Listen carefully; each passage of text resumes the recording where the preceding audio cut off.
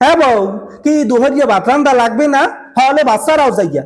হ্যাঁ আম্মা, এখনই রান্না বসাবো, যাচ্ছি। মেয়েদের জীবনটাই এমন, রাত পোহালেই শুনতে হয় রান্না বান্না হয়েছে। এখন আর মা বাবার মতো কেউ বলে না খাবার খেয়েছো মা? হ্যাঁ গো, শুনছো? চলো না আজকে আমরা রেস্টুরেন্টে খেতে যাই।